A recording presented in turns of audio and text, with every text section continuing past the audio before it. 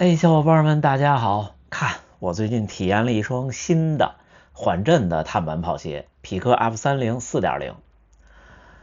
最近只要是常规训练就都穿它，跑了一次21公里和几次10几公里。我们一起来看看这双鞋。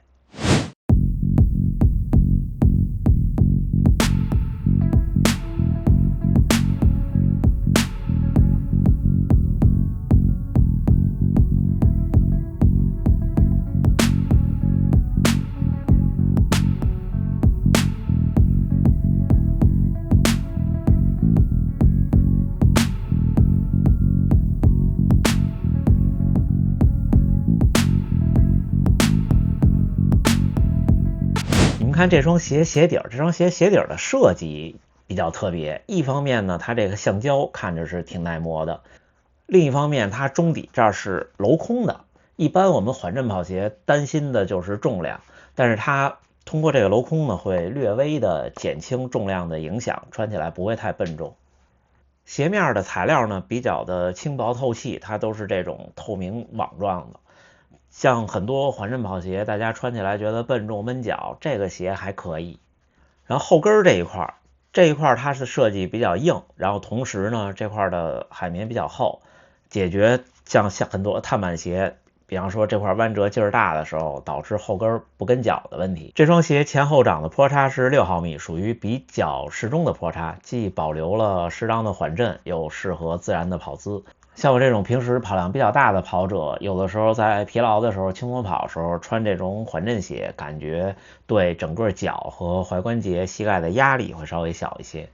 另外，你们看这个鞋底，虽然它是一双缓震鞋，上来我就说它是一双有碳板的缓震鞋，或者说准确点说它是碳爪，就是这儿能看到这个碳板不是一体的，而是这种爪的形状。一方面呢，是因为缓震鞋它不希望一个整块的板，然后造成比较强的这种冲击力；另一方面呢，又希望有碳板的加持，所以它用了这种碳爪。这种碳爪穿上去的感觉就是没有碳板那么的硬，但是呢又不像传统那种缓震鞋，就是踩下去以后特别的绵软，没有推进感。这个比较的均衡。很多小伙伴其实都有一个疑问，就是我受伤了，或者我身上有疼痛，那我还能不能继续跑步？其实我一直在跟大家分享我的观点，就是首先，如果是急性伤，什么叫急性伤呢？比方拉伤、扭伤，或者是意外伤，比方说事故，这种一定去医院，不管轻重就医，通过医生的判断告诉您。而且大多数情况下，这种急性伤不会能马上就能运动，因为都可能会比较严重。另外一种就是慢性损伤或者疲劳积累造成的伤痛的急性期，就像我那次的那个胫后肌腱，那个胫后肌腱炎其实并不是在一次强度课的时候突然一下就像拉伤一样，哎呀一疼，并不是那样，而是说那次训练之后觉得疲劳，然后呢到下午到晚上突然觉得这块开始疼，然后到第二天并没有好转，仍然在疼，并且呢在之后的跑步训练中会有在用力或者发力的时候会有疼痛感，这就是叫做疲劳损伤或者持续损伤的这种伤的急性期，或者它发作了。那这个时候我们怎么办？我的逻辑就是你不需要马上停下来，因为一次带伤训练并不会让这个伤就变得不可挽回。我们大部分时候的伤其实都是完全可以，它都是完全一过性的，是完全可逆的。那怎么办？我们可以第二天或者第三天，通过比方说休息一天，到第三天我有一个轻微强度的训练，晨跑。然后跑完以后呢，你可能会觉得伤比较疼，或者比跑之前疼了。但是你怎么判断？你到当天晚上或者第二天早晨起来，你来判断第二天起来有没有前一天跑之前严重。如果第二天起来比前一天感觉严重了，那说明你的这个训练强度太大了，再接着降，降到什么程度呢？降到说你今天没有完全休息，你锻炼了或者是训练了，然后第二天呢，你感觉虽然伤没有完全好，或者没有像全休那么好，但是呢比前一天好一些。那这样的话，慢慢这个伤就会伴随我们就会跟着这个伤一起恢复到最初的状态。然后就跟大家分享一下我那次那个胫后肌腱炎。胫后肌腱炎可能很多跑步的小伙伴，尤其是跑量大、强度大的小伙伴都会遇到，因为它就是一个持续的损伤，然后有一个爆发，然后就会疼，而且有的人其实疼的时间挺长，我那次大概持续了将近40天。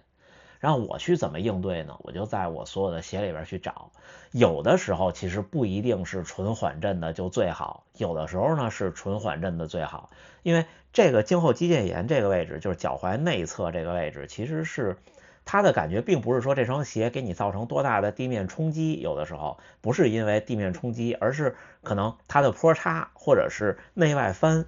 像比方说右脚的内侧的胫后肌腱炎，在你右转的时候，它那压力会大，就会特别疼。所以说呢，跑步的时候就要找那种对足弓支撑好的鞋。但是大部分时候呢，像这种缓震鞋，或者说这种支撑，一般缓震好的鞋都会伴随支撑好，就是缓震和支撑系列的鞋会稍微的对胫后肌腱这种伤痛会友好一些。所以那段时间我就基本上有2天穿，差不多有1天穿纯缓震鞋，1天呢穿不那么激进的碳板鞋，然后呢再有1天呢穿碳板鞋再试试，反正就那种螺旋上升，让这个伤去慢慢的好起来。但是那个时候我穿的缓震鞋呢是那种纯缓震，也没有板，任何板都没有，不光没有碳板，尼龙也没有。然后现在呢我尝试这双鞋，虽然我现在没有受伤，但是经历过那次受伤之后，我就会，就是我总说的理论，你受过伤以后，练过以后，你的身体就会更敏锐对那个部位。我就在感觉这双鞋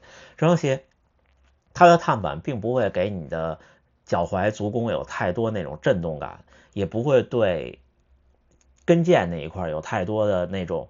压力。同时呢，它的缓震还可以，它不是那种最软的缓震鞋，它是一双兼顾了一定性能的缓震鞋。就像我刚才说，为什么那1个月我一直是3种鞋混着穿呢？就是其实我找不到一个中间态的鞋，就是这鞋差不多又有一定的推进，又不能太沉，然后又不能太捂脚，同时呢又不能太软，因为有时候太软的鞋其实反而它的支撑会差一些。你太软的鞋有时候跑着跑着可能会更难受，鞋不一定是越软越好。今天的训练差不多结束了啊，再往家跑。今天穿的就是这双 F30 4.0， 它作为一款缓震和支撑的鞋，我觉得做的挺好的，真心话挺好的。在这个定位下，我穿41的，我其他品牌有40半都穿40半的，它这个没有40半，41的正合适。41码单支239克。在这种定位的鞋里不算沉的，算是不错的，而且上脚的感觉没有那种，就真心的没有那种被笨重感，而且它应该是我穿过的少有的有碳的，虽然它是碳爪，整体的流畅度和推进感是 OK 的，甚至呢就我现在这个速度下，我现在多少就5分左右。会能感觉到碳板和中底的推进力，这我觉得在缓震和支撑类的鞋里是很难得的。就像前面节目说的似的，那时候也是各种类型的鞋混着穿去试，那就是自己去和自己对话的过程。关于伤病，就是你要真是大伤，必须要停下来休息，那就停下来休息。如果是那种可以螺旋上升慢慢恢复的，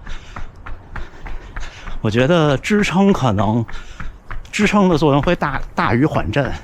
但是一般支撑系的鞋缓震做的都不错。这双鞋比较平衡，比较平均，尤其是像我那次那种就踝关节内侧的伤，足弓，尤其是足弓偏后那个地方，偏脚跟的那个地方，我的感觉是，它的支撑和缓震是很重要的。这双鞋我就自己去感觉，虽然我现在不是在受伤的状态下，我感觉还可以。但如果您不是为了养伤，我相信大部分买鞋都不是为了养伤，那这双鞋适合什么类型的小伙伴呢？我觉得全程马拉松在4个小时，就最快不快过3小时45，我觉得就很合适，就拿来训练，甚至拿来做速度训练都很合适。因为差不多在这个水平的小伙伴们，还是需要有鞋的保护，不光是支撑，还有缓震，还有包裹性。另外呢，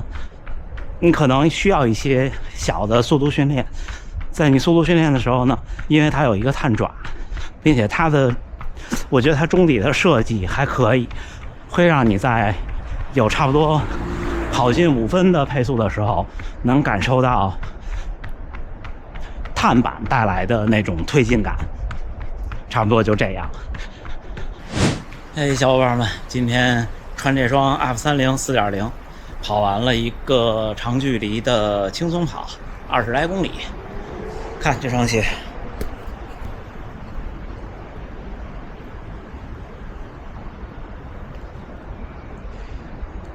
就像前面节目说的，如果您需要一双应对伤病或者疲劳的缓震支撑的鞋，可以考虑一下。其实我挺小心的，你们看，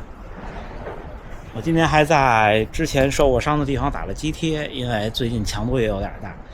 或者就像我刚才说的，不会所有人都为了伤去买一双鞋。如果您是大概4个小时左右，或者再稍微慢一点的小伙伴们，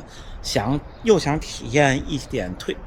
探爪的推进，然后呢又希望这双鞋不那么激进，我觉得它是一个挺好选择。那行吧，那就这么着。最后还是祝大家能努力生活，健康平安。咱们下回再见。